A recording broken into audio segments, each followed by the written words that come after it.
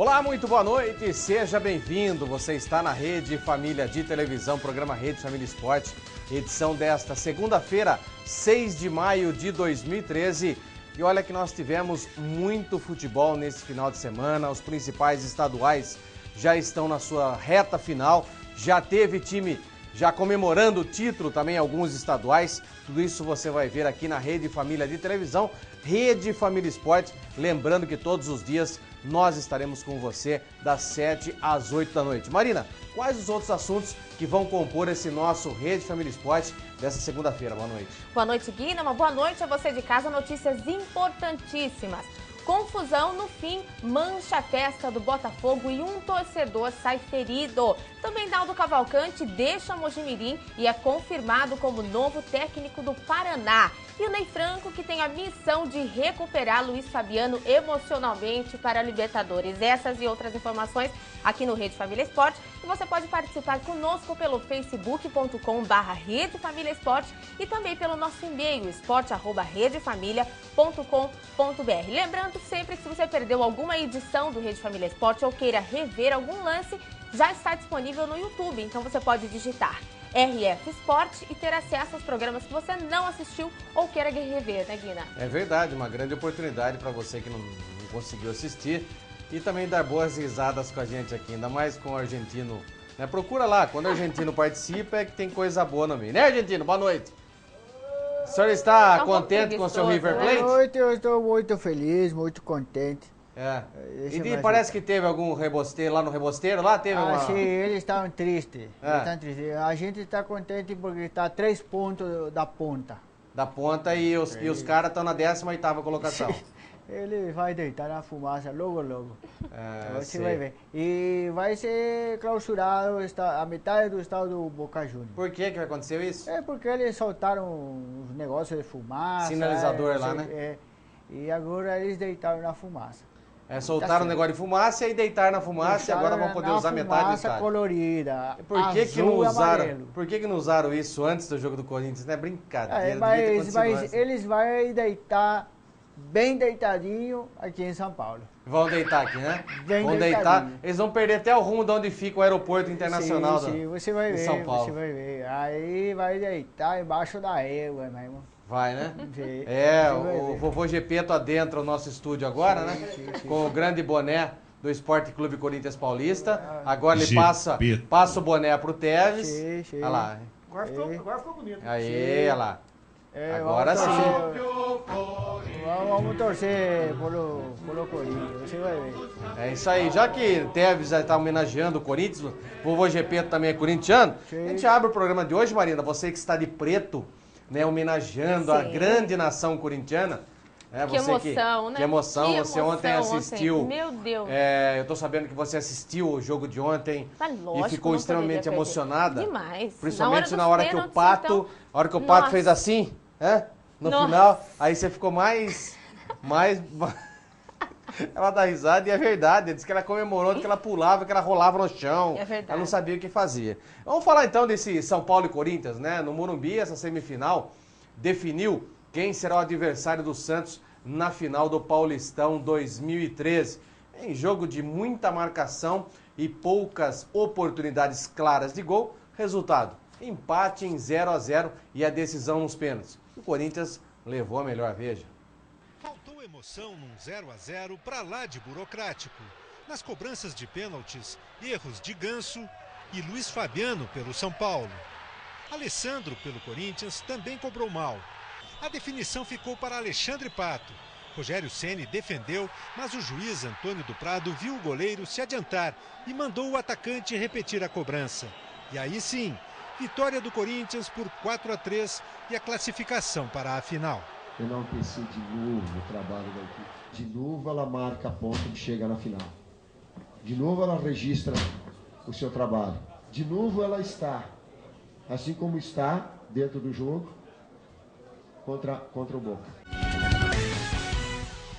Tá aí então o técnico Tite falando sobre a vitória de ontem. Agora, o Rogério Ceni, com toda a experiência que tem, ele não poderia ter colocado no final da partida a torcida contra o árbitro, né? O árbitro estava completo de razão. Um passo à frente é normal e o goleiro precisa desse passe para poder, muitas vezes, tomar impulso para poder fazer a defesa.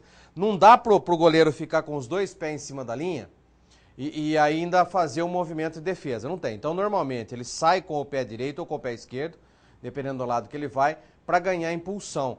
Agora, foram mais de 6 passos ali, fora os pulinhos, né?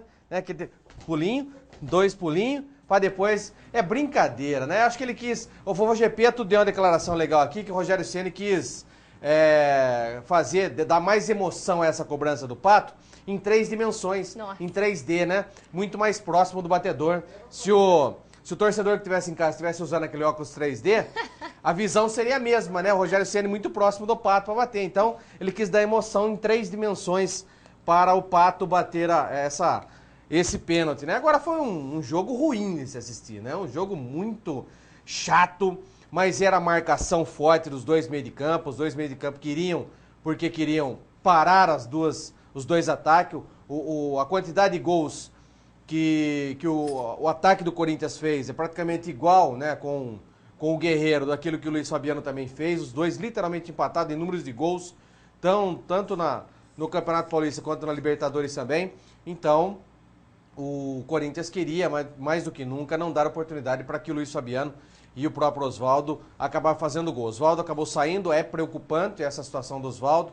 Depois até é interessante que a Marina cheque essa situação, ver se já temos informações do Departamento Médico do São Paulo para saber se realmente houve alguma fratura aqui na lateral, né, nessa parte da bacia, porque a pancada dele foi muito forte no chão e ele ontem, pós-jogo, ele não conseguia fazer esse movimento lateral aqui.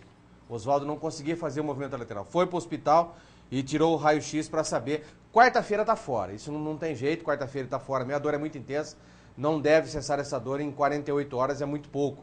Então, você já tem informação, Marina? Pois não. Tem, inclusive ele fez alguns exames, né, mas ele vai ser reavaliado hoje no centro de treinamento. Então, hoje deve sair alguma informação no finalzinho, né, lá entre hoje ou amanhã cedo, na verdade, tem informações falando a respeito do condicionamento dele, se ele vai poder jogar ou não. Mas hoje a tarde toda, né, passou por treinamentos e a gente ainda não tem nenhuma notificação. É uma região muito dolorida, né, uma região que você tem aqui essa parte da lateral, um osso muito grande aqui da pelve, né, da bacia, e quando você bate esse osso é muito dolorido, e a pancada foi muito forte.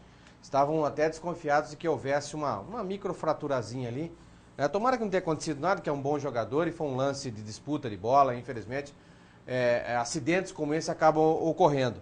Mas a gente estava dizendo a marcação foi muito forte das duas equipes, dos dois meios de campo, para que os ataques não produzissem, e realmente a soberania dos meios, né, e das defesas sobre os ataques foi evidente dos dois lados, né? Os meios e as defesas foram muito melhores do que os ataques. Por mais situações que houveram de lances de gol, que foram poucas, mas as que tiveram foram insuficientes para que se colocasse a bola para dentro. Então, o resultado de 0-0 levou essa partida aos pênaltis. Aliás, era a única situação onde o clube mandante não tinha nenhuma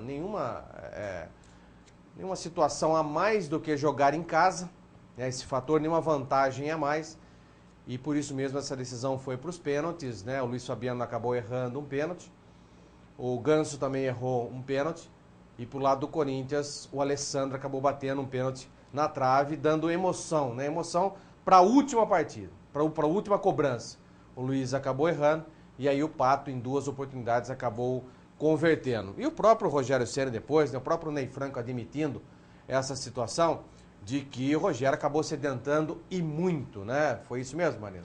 Exatamente. Falando agora do erro, né, do Luiz Fabiano no pênalti, o técnico Ney Franco terá que dar um de psicólogo, na verdade, para poder recuperar emocionalmente o atacante. Pelo menos é isso as manchetes que falam a respeito do erro do Luiz Fabiano, dele, né? E ele, inclusive, depois da partida, ele deu uma declaração, ele disse assim, olha, acho que o jogador em alguns momentos passa por situações que tem que ter força para reverter. O Luiz Fabiano está passando por isso no São Paulo. A gente tem que recuperar o atleta. O Luiz teve a qualidade do Cássio na defesa, mas acabou não dando.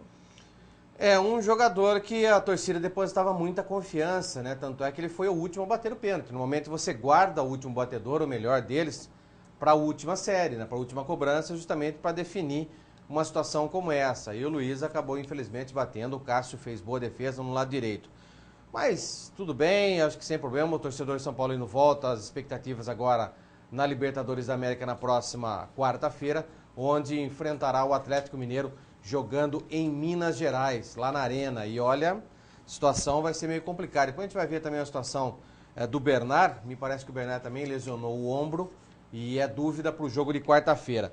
Por falar em decisão em São Paulo, né, vamos falar de Mogi Mirim Santos, né? Jogando contra o destaque do interior, o Santos teve dificuldades para empatar e levar a decisão para a cobrança de pênaltis.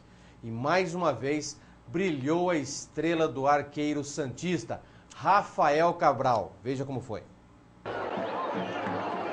Casa cheia em Mogi Mirim no sábado. O time da casa vencendo faria a final inédita no Paulistão. Os visitantes comandaram o início da partida. Aos 3 minutos, o argentino Miralles cruza pela esquerda e Edu Dracena cabeceia. Daniel faz bela defesa. Aos 37 minutos, quem teve oportunidade foi o Peixe. O meia Cícero recebe de Neymar e cruza. O argentino Miralles não alcança a bola. O Mogi foi mais eficiente aos 44 minutos do primeiro tempo.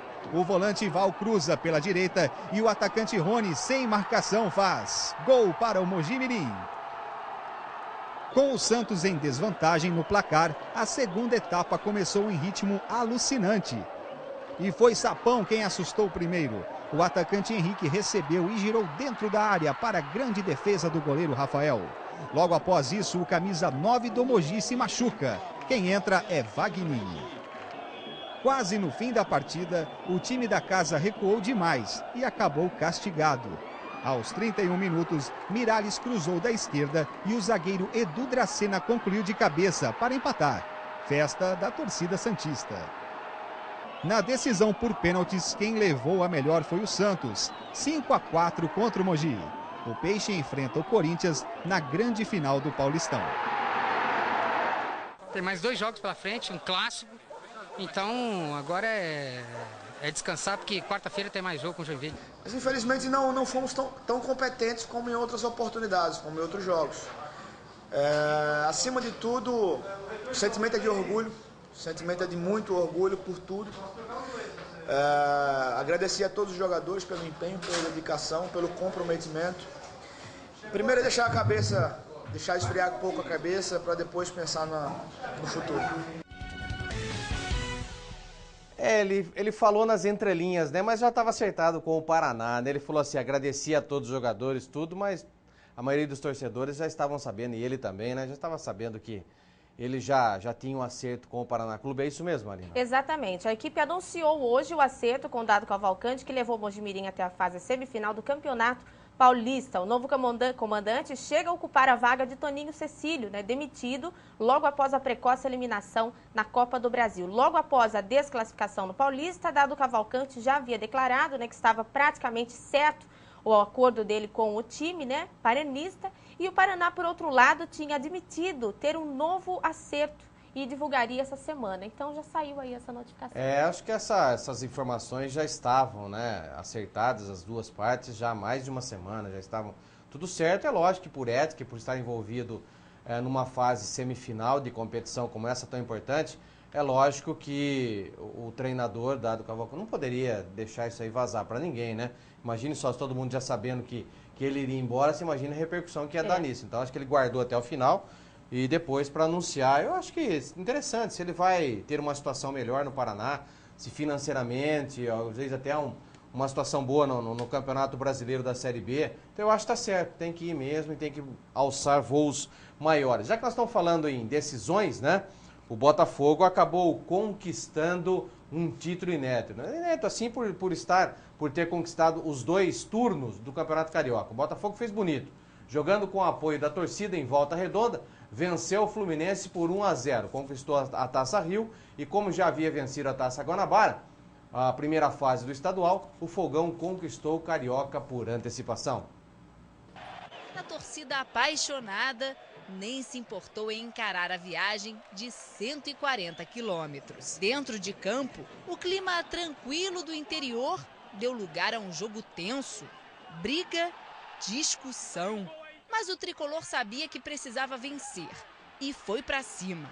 Mas esbarrava em Jefferson. Lucas chutou de longe. A bola bateu em Dória e sobrou para Rafael Marques abrir o placar. O Fluminense voltou para o segundo tempo, sabendo que precisava virar a partida. Mas o Botafogo queria mais. E chegou a fazer o segundo com Dória. Mas antes do zagueiro alvinegro balançar a rede, o árbitro Marcelo de Lima Henrique já tinha marcado pênalti de Digão em Bolívar. Na cobrança, Sidorf mandou no travessão. Mas a festa já estava completa. O Botafogo, campeão do primeiro turno, conquista a Taça Rio e o Campeonato Carioca sem precisar disputar as finais. A gente tem que dar valor, porque não é fácil conquistar esse título, foi natural e foi muito bom. Na matéria nós não temos, aí me parece que esse título do Botafogo foi manchado por confusão, né, Marina? Exatamente, uma confusão no fim da comemoração do Botafogo pelo título do Campeonato Carioca na sede de General Severiano.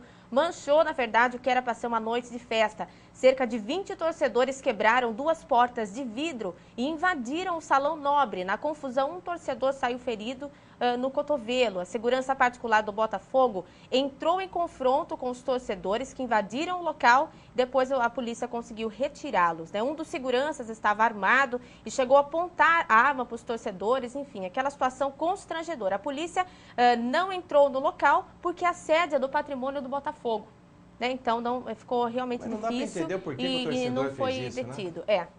E o técnico, na verdade, e o técnico Oswaldo de Oliveira correu para escapar do tumulto, né? Acabou levando o Bruno Mendes também, tirado à força ali, que não conseguiu nem falar com a imprensa direito. E além disso, os equipamentos dos funcionários ali do Botafogo que estavam no gramado próximo à loja oficial foram furtados também. É brincadeira.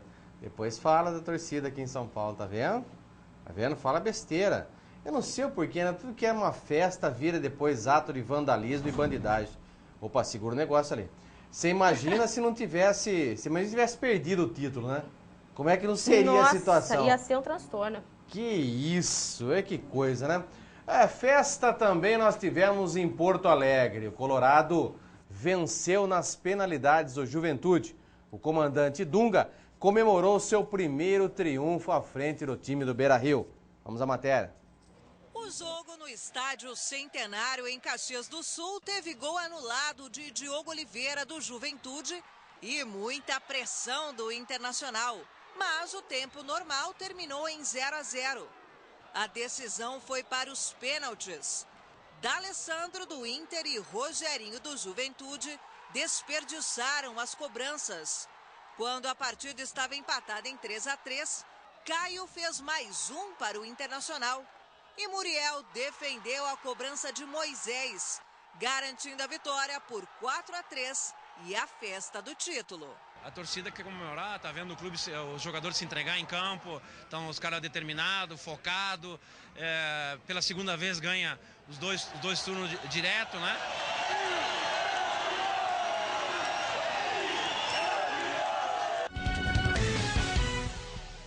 E não satisfeito com o título, né? Aliás, seu primeiro título estadual, o técnico Dunga parece que soltou os cachorros e está pedindo aí contratações, Marina? Exatamente. O clima de comemoração pelo título antecipado do Campeonato Gaúcho não fez Dunga ceder. O técnico do Internacional voltou a pedir reforços para a disputa do Brasileirão. Na visão dele, a chegada de um meia que possa dividir a criação com D'Alessandro, né, é imperativa, mas a lista de compras do capitão do Tetra também envolve mais jogadores. O pedido do treinador tem se tornado comum e já começa a virar uma súplica. A diretoria, porém, não dá sinais de incômodo com essas declarações. Pelo contrário, os cartolas do Inter sempre se mostraram a par do desejo de Dunga e compartilham da mesma opinião. O problema é que nenhum jogador foi contratado recentemente e as movimentações atuais são incipientes.